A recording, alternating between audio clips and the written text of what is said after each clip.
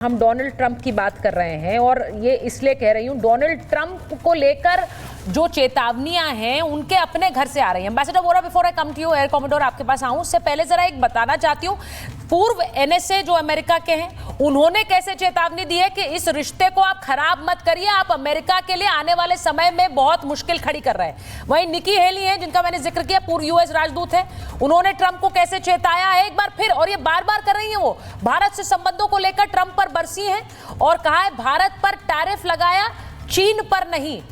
भारत से रिश्ते बिगड़ना बड़ी गलती है, आप अगर रिश्ते बिगाड़ेंगे तो बहुत बड़ी गलती होगी, भरोसा टूटा तो 25 साल की मेहनत खराब होगी, वो ये कह रही हैं। और कह रही बड़ी रणनीतिक गलती कर रहे हैं ट्रंप, ये स्ट्रैटेजिक मिस्टेक है अमेरिका के लिए। निकी हेली ने ट्रंप प्रशासन को भी सलाह दी है और ये कहा है कि भारत को लोकतांत्रिक साझेदार माने ट्रंप, उनको दुश्मन ना बनाए। चीन पर रूस से तेल खरीदने पर आपने कोई प्रतिबंध नहीं लगाया है और जबकि भारत पर टैरिफ लगाए जा रहे हैं आप बहुत बड़ी भूल कर रहे हैं। भारत से रिश्तों पर गंभीरता से ध्यान देने की जरूरत है। भारत ही चीन की बढ़ती ताकत को काउंटर कर सकता है, रोक सकता है, लेकिन आप क्या कर रहे हैं, आप उसे दुश्मन बना रहे हैं। भारत दुनिया की सबसे तेजी से बढ़ती अर्थव्यवस्था है, ये कह रही हैं। और ट्रंप सीधे पीएम मोदी से बात करें, रिश्तों को ठीक करें, ये निकी हेली का कहना है। अब मैं जरा यही सवाल पूछ रही हूं एम्बेसडर वोरा आपसे।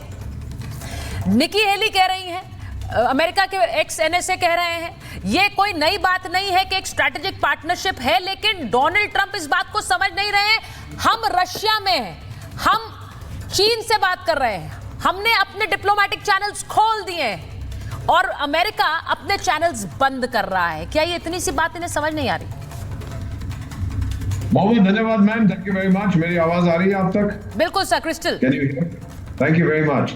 अभी आप देखिए फिर से वही करती है, जनरल साहब को बुलाते हैं, कॉमेडर को बुलाते हैं, पॉलिटिकल लीडर्स को बुलाते हैं। मैं डिप्लोमेट माना चाहता हूँ बीच में हमेशा, but thank you very much sir. I will come to your rescue, don't worry.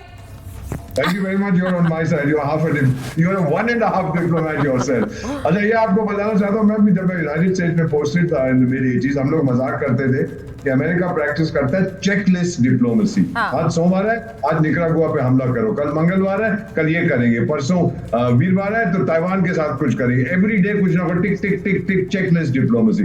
अब ट्रंप का साथ क्या हो गई है, इंस्टेंट कॉफी की तरह इंस्टेंट डिप्लोमेसी। चाणक्य ने कहा था कि कोई भी निर्णय लेने से पहले अपने दिमाग का प्रयोग करिएगा, अपने दिल की बात सुनिएगा, लेकिन ये सिर्फ दिल की बात सुनता है। आज मैं ये कर दूंगा, ये कर दूंगा। मैम, जब मैं वहाँ कुछ लेक्चर्स अटेंड करता था, एक प्रोफेसर थे रॉबर्ट मर्टन, उनका ये कानून है लॉ ऑफ अनइंटेंडेड कॉन्सिक्वेंसेस। आप करना कुछ चाहते हो लेकिन परिणाम कुछ और हो जाते हैं क्योंकि आप सोच समझ के कदम नहीं उठाते। आपने बिल्कुल सही कहा है, 1990s में रशिया इंडिया चाइना की बातचीत चली थी, प्रीमाकॉव साहब थे उस समय रूस में, उन्होंने ये उठाया था और आज तो लगभग 40% दुनिया की जीडीपी इन तीनों देशों की है। यूरोप तो खत्म हो गया, वो तो थक चुका है, अमेरिका जरूर है।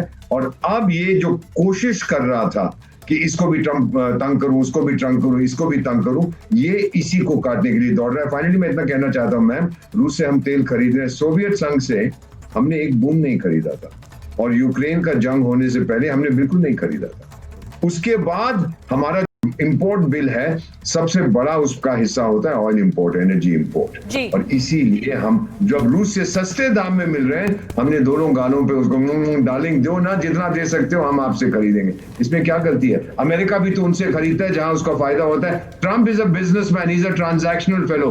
पता नहीं भारत में के बारे में ये क्यों नहीं सोच पा रहा। सब बता रहे हैं 25 साल से आपने भारत को दोस्त एक बनाने की कोशिश की, आप बर्बाद कर रहे हो क्योंकि आपका दुश्मन भारत नहीं है, आपका दुश्मन रूस नहीं, आप खुद कहते हैं आपका दुश्मन चीन है। और अगर चीन से कोई भिड़ सकता है, एक देश जो चीन का मुकाबला डट के कर सकता है, जनरल साहब यहाँ बैठे हैं, आउटस्टैंडिंग सन ऑफ इंडिया है कॉमोडोर साहब, वो भारत है जो चीन को मुंह तोड़ जवाब दे सकता है। भारत को नाराज मत कर, मैकडोनल्ड ट्रंप पछताएगा। ये जो बात आप कह रहे हैं, मैं आज इस आरआईसी को भी देख रही हूं और मैं एक और बात बता दूं कि डेवलपमेंट्स बहुत सारे हो रहे हैं। हम ये जानते हैं कि भारत ने अपने डिप्लोमेटिक चैनल्स को एक्टिवेट कर दिया है। हम ये भी जानते हैं कि चीन, जो कि चीन पर जिस तरह की टैरिफ की बात बार बार अमेरिका करता है, उस तरह का टैरिफ लगा नहीं रहा है, लेकिन तब भी चीन भारत के समर्थन में बात रख रहा है। और जब वांग यी भारत आए थे तो उन्होंने ये कहा कि अगर ये दोनों देशों की जो साझेदारी है और सहयोग है ये बढ़ता है तो इससे वैश्विक स्तर पर सीधा एक असर पड़ेगा कहां पड़ेगा, संदेश बड़ा क्लियर था। Air commodore, coming to you, मुझे ये बताइए कि ये जो रूस का दौरा है, पहले अजीत डोभाल, उसके बाद जयशंकर और अब पुतिन भारत आएंगे, हम जानते हैं उससे पहले जिनपिंग से मुलाकात होगी, शी जिनपिंग से, प्रधानमंत्री नरेंद्र मोदी के एससीओ में, ये हम ऐसी कयास हैं। ये डिप्लोमेटिक मीटिंग्स को आप कैसे देख रहे हैं विज़ावी रिलेशनशिप्स जो आगे बढ़ रही हैं? शायद ट्रंप ने वो कर दिया जो भारत और चीन के बीच में इतने समय से नहीं हो पा रहा था। बिल्कुल सही कह रही है सुजाता जी।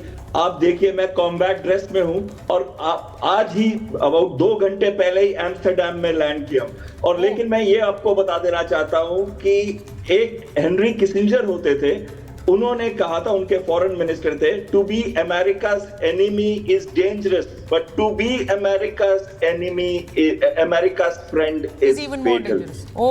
बिल्कुल, to be America's friend is fatal. जब से ट्रंप आया तब से एलाइज एडवर्सरीज बनते जा रहे हैं, और साथ में यूनिलैटरल बुलिंग जो कर रहे हैं। कनाडा के ऊपर भी 30 से 35% उन्होंने टैरिफ लगा दिया, भारत के ऊपर 25+25। तो क्या किया है साथ में उनका? अगर हम देखें, ट्रंप का ट्रेड 20% बढ़ा है रशिया के साथ पिछले कुछ महीनों के अंदर। ये किसने कहा? पुतिन ने कहा है। और साथ में क्या बोला उन्होंने ये भी कहा है कि वो एनरिच्ड यूरेनियम ले रहे हैं, पैलेडियम ले रहे हैं, वो नाइट्रोजनस फर्टिलाइजर ले रहे हैं, वो प्लैटिनम ले रहे हैं। वो जो चीजें अमेरिका को चाहिए वो रशिया से ले रहे हैं और अपना ट्रेड बना रहे हैं, और हमको कह रहे हैं कि आप ट्रेड मत करिए, आप उनका तेल मत खरीदिए। ये इसने हमको किसी ना किसी तरीके से रशिया और चीन के एकदम पास लेके आए। इसी वजह से इतनी अच्छी मीटिंग्स हो रही हैं। रशिया ने कहा है कि एक स्पेशल मैकेनिज्म होगा इंडिया के साथ, रुपये में हम ट्रेड करेंगे। Russia is a partner of choice for India in defence. आपने देखा है कि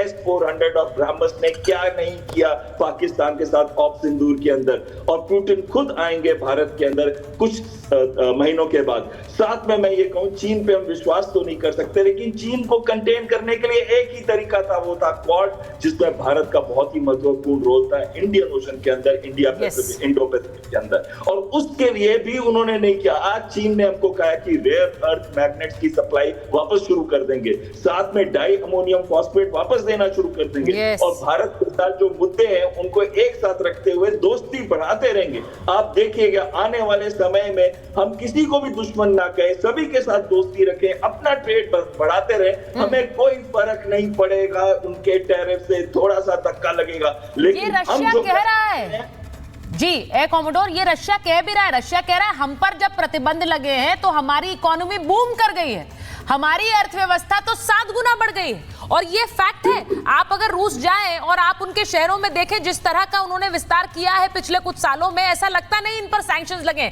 तो वो वही सीख एक तरह से दे रहे हैं कि tariff and sanctions don't mean anything. वो ये बताना चाह रहे हैं, और वो जब ये बोलते हैं तो वो भारत के लिए भी बोलते हैं और ट्रंप को भी संदेश देते हैं।